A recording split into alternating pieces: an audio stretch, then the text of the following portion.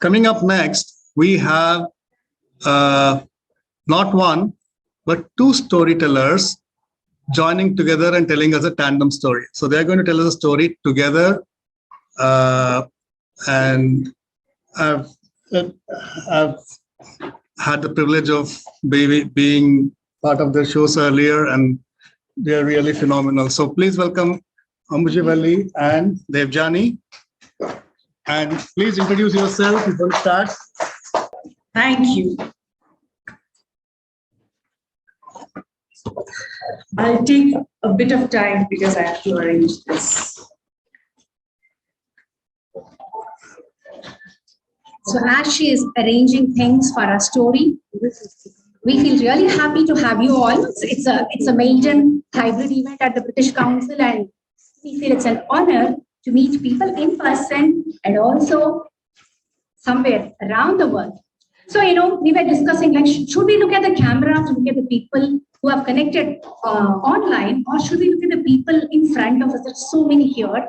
So we'll be trying to do justice to all of you. Yes, dear. Are we done? So she has a lot of things, she has a lot of things that she has collected that she wants to use for the story, and you'll get to know like what and all she's going to use. Closer. So you're supposed to get closer, it seems. What you do, the frame is not enough to accommodate both of us there. What do? We can't do anything now. So we just have to live with it. We'll just push back. I think. Yes. Right.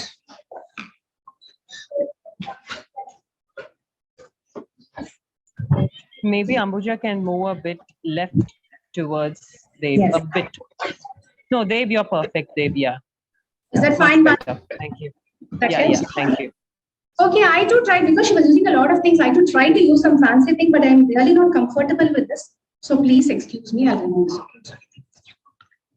Okay, we are ready? Yes. Yes. Finally. Okay. Hello, everyone. And the story we are going to share now is an episode from the great Indian epic Mahabharata, which was retold in a dance drama form by the poet Rabindranath Tagore.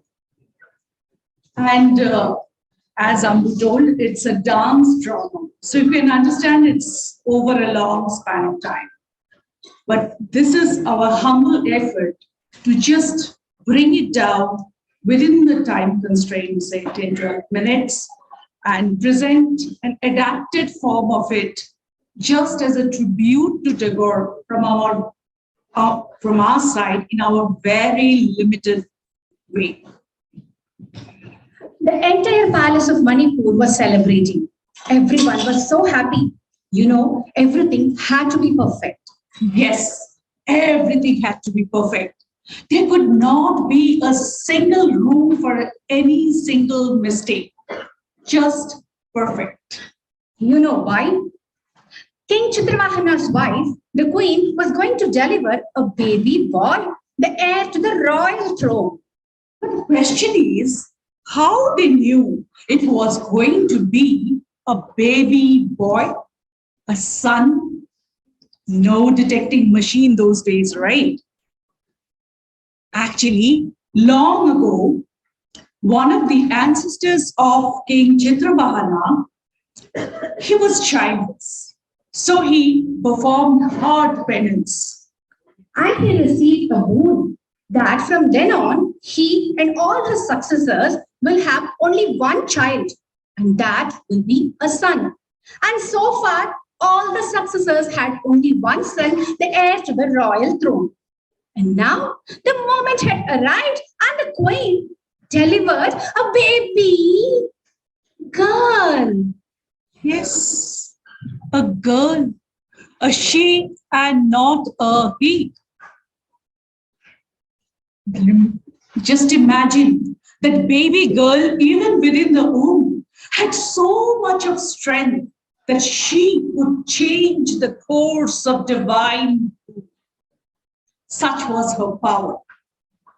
Later, she was named Chitrangada. The king brought up Chitrangada like a son, like a prince, not like a princess.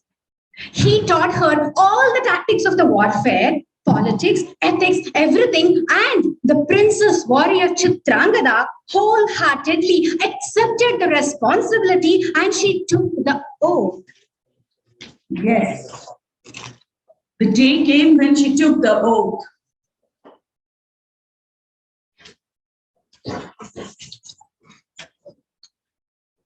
I, Chitrangada, the princess of Manipur, do hereby promise that from now on and the rest of my life, I shall be the guardian of the kingdom of Manipur and the people of Manipur. I shall protect them for the rest of my life. One day, the princess warrior Chitrangada, along with her friends, went on a hunting spree into the forest. As she passed through the thick foliage, and she reached a place where the twilight was peering through the branches. And there, at a distance, she saw a man lying down with his face covered with leaves. Chitrangada immediately took out her bow, and with the end of her bow, she just pricked that man and asked, "Stranger, get up." That man looked at her indifferently. He pushed the bow aside and he turned off. Chitrangada, with a contempt in her tone, once again challenged, "Hey, stranger, who are you? Come on, I challenge, fight with us." With an amused smile flickering across his lips. Silly boys. And he got up. When now Chitrangada saw the face of that man, a lightning struck her. Who is he? Man, before you go, tell me, who are you? Why do you want to know? Fine. I am the Pandava prince Arjuna. So saying, he walked away. Arjuna. Arjuna. Pandava prince Arjuna. She muttered. And for the very first time, the facade of man that she wore all around her, the so-called manliness, just shattered. And Chitrangada felt that some different feeling was piercing through her heart. She just wished she could be an ordinary woman. Oh, I don't want this manly strength. I don't want this toughness, this warrior-like quality. I want to be a woman. A woman's heart.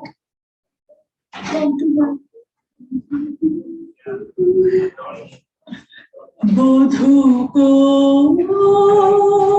nalo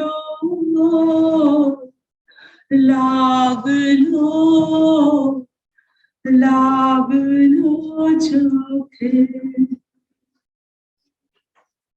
When she returned back to her palace, for the first time, she tried to cast aside her masculine avatar.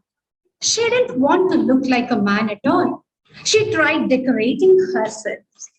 She wore the anklets. She wore the bracelets. She wore the necklaces. She beautified her face. She wore a bindi. She wore a silk robe. And she looked at herself in the mirror. Still, she was not satisfied. She tried decorating herself more and more and more. But still, fine, let me try. Half satisfied, she went to the temple where she knew Arjuna would come. When she reached the temple, she found Arjuna there. She just bowed down, folded her hands, and said, "Arjuna, I have come here to offer my love." Her lips quivered, yet unabashed, she just offered her love. Accept me, Arjuna. You have been the hero of my dream. Accept me, my love. To her utter disappointment, Arjuna didn't even turn towards her. He didn't even look at her.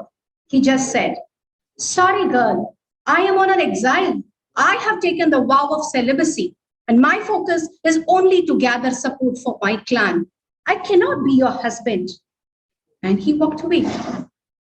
But this no of Arjuna was not accepted by Chitrangada. She was burning now with desire. She had to gain Arjuna's love. She was pining for Arjuna's love. So she just prayed desperately to the god of love, Madana. Oh God, make me a woman. Make me a woman, take away my strength, give me beauty. Give me grace, give me charm that can attract a hero. Somehow, at least for some time, I want to have the love of Arjuna. Please. The god of love took pity on her, and he came down and he said, "So be it. But remember, just for 1 year." The next time, when Arjuna saw the transformed Chitrangada, he couldn't believe his eyes. Who is she? Is she a celestial woman? I have never seen such a beautiful woman in my life. A symbol of perfection, beauty personified. I'm unable to take my eyes off her. Who is she? He went near her and asked, Who are you? Oh, Chitrangada did not reveal her true identity to Arjuna. She instead said, "Prabhu, I live in this temple. You are my guest, Prabhu. You know, I'm waiting here for the arrival of the noblest of all, the most skilled archer, the best archer in this world, the prince, Pandava prince, Arjuna." Arjuna? Did you say Arjuna? Yes, Prabhu. I am Arjuna. And there was silence. And slowly, the two of them embraced each other passionately. হেঁটেছি একলা বিরহের বেলা আকাশ কুসুম জয়নী সব পথ এসে মিলে গেল শেষে তোমারও দুখানি নয়নে নয়নে নয়নে. They met by the hillsides. They met by the streams. They met inside the caves. Many a sun rose in the east. Many a sun set in the west. Many a moons passed by. But Chitrangada and Arjuna, they hardly kept account of it. They were just lost in each other.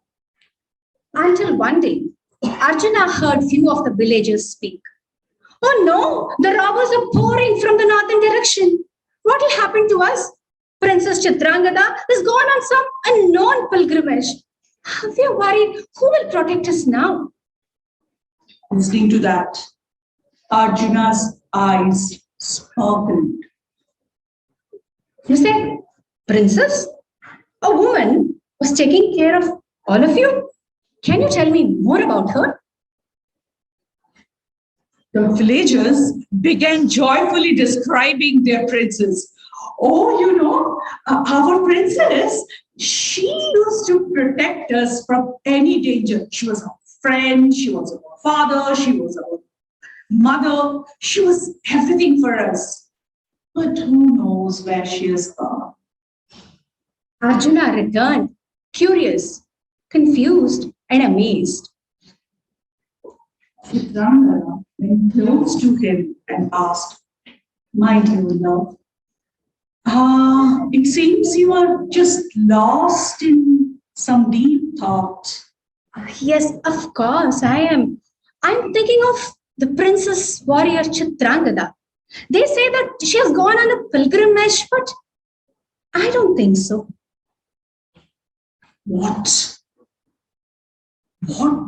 What he said? Has he come to know about me? My dear love, you know what? I have created a soft bed full of rose petals there inside the cave. Let's go and enjoy. And let us not think of Princess Chitrangada. She is not worthy of our time.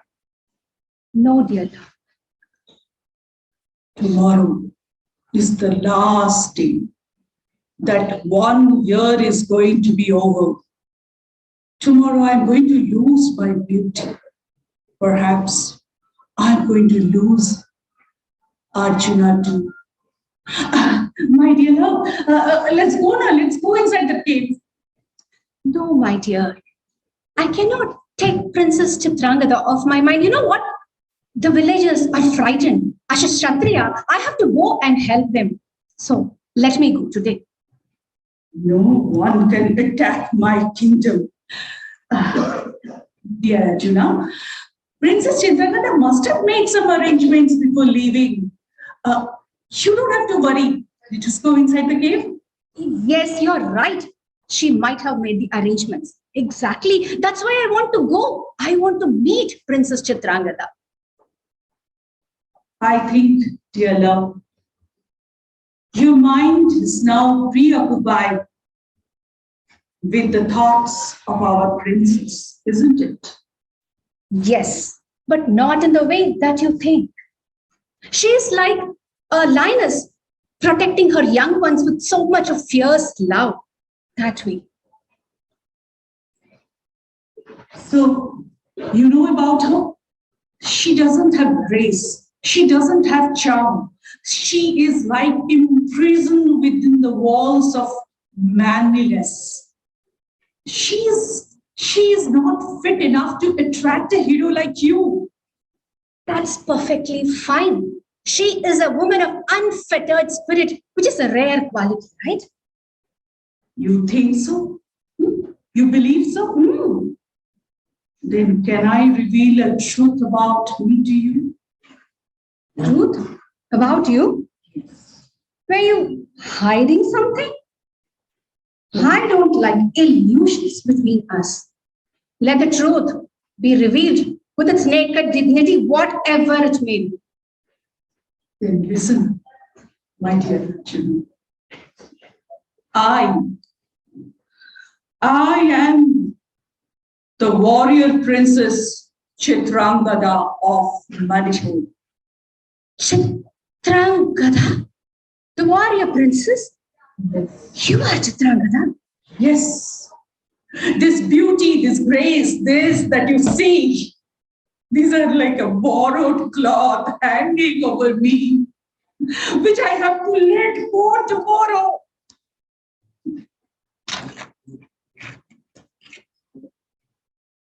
Dear love. Dear love.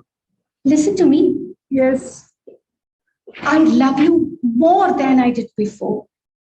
Your inner beauty is radiating, and that's what is more important to me. In that case, will you still be there with me? Yes. And there, again, there was perfect silence. When there is a loss for words, actions speak. They embraced each other again, and there the hearts merged together with true love without any illusions.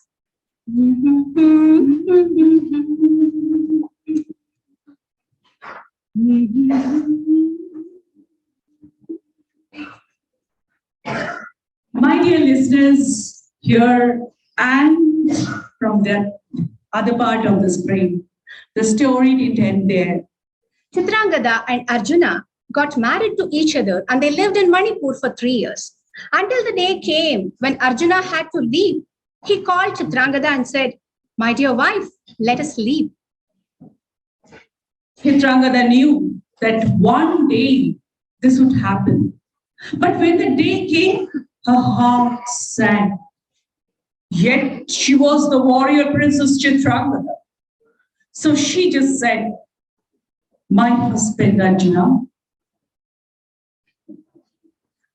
you know, I have mentioned to you earlier, my first duty is towards my kingdom and my people.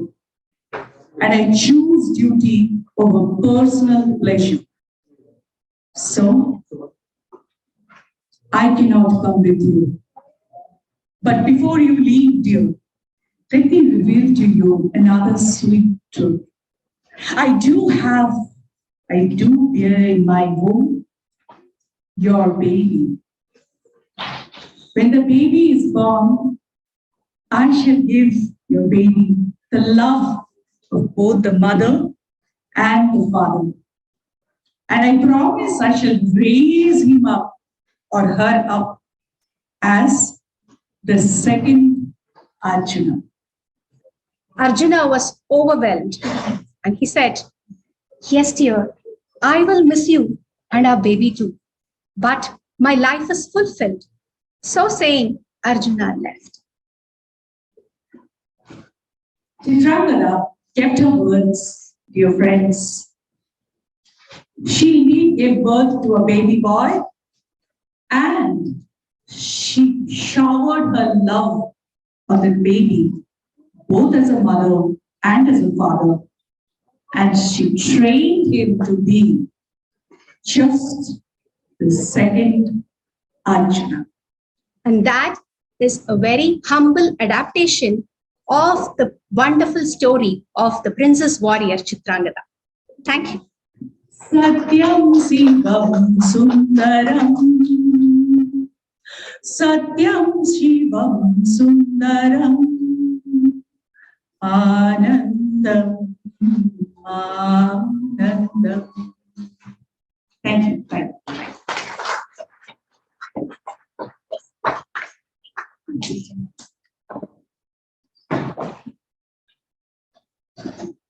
Just open up for a few comments. Anyone has a comment? Thank you. Thank you for all the arrangements. So would you like to ask any questions, any comments as we move to the next one?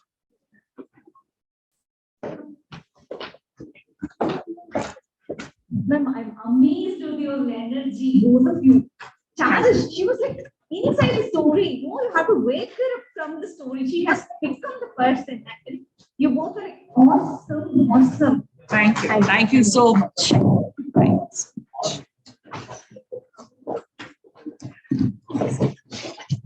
I think Chitrangada and Arjuna came alive. That's wonderful, guys. Thank you. By the way, anybody has taken pictures? Please. Then, as you know, I have. Thank you, Bhanu. Thank you. Yeah. Because these moments are created only sometimes, not always. So we would like to relive these moments through the photos. Anybody from that side? All our friends? Yes, thank you. We are receiving a lot of comments from the chat box. Thank you very much for receiving our story. Thank you. Brilliant performance, girls. Thank you. Thank you for sharing. Thank you, Bharat. Thank you. Right.